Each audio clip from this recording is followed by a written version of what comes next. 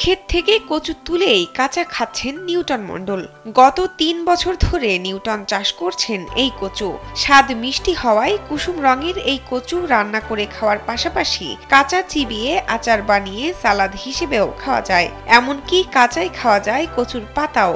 এই কচুটা এর পাতা ডাগু এর যে পাতা, এই পাতা শুরু করে এর পাতা, তারপরে এর সাইডে এই ডাগু, এর কোনো ছাল, তাহলে আপনার এই যে শিকড়,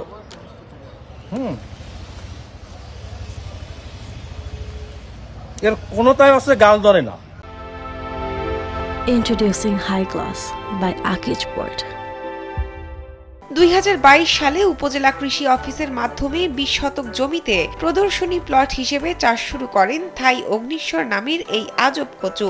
ভালো ফলন হওয়ায় ৩ বিঘা জমিতে থাই অগ্নিশ্বর কচুর ক্ষেত ও কচুর নার্সারি করেন নিউটন। শুধু নিজ এলাকায় নয়, দেশব্যাপী তিনি সরবরাহ করছেন থাই এই কচুর চারা। গত ৩ বছরে কচু আর চারা বিক্রি করে আয় করেছেন প্রায় ৯ লাখ টাকা। এলাকায় এখন তিনি পরিচিত কচু নিউটন নামে।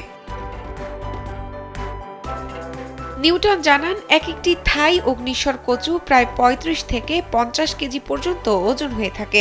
আশেপাশের বিভিন্ন জেলা ও উপজেলা থেকে প্রতিদিন শত শত মানুষ আসে এই আজব কচুর স্বাদ নিতে ও চারা সংগ্রহ করতে। শুকনগর থেকে এসেছি নিউটন দাদার কচু ক্ষেত দেখতে এবং কচুর চারা নিতে। কচু যে জীবনে শুধু খেতে হয় বা খাওয়া যায়, এটা আসলে একটা আশ্চর্যজনক ব্যাপার।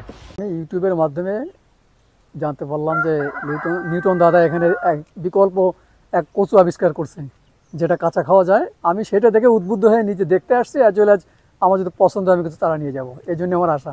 এই কচু দিয়েই টক ঝাল মিষ্টি আচার বানিয়ে বিক্রি করেন নিউটন মণ্ডলের স্ত্রী।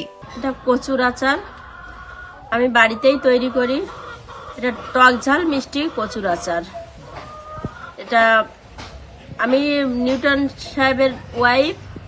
আমি এটা বাণিজ্যিকভাবেই বিক্রি করে থাকি অনলাইনের মাধ্যমে।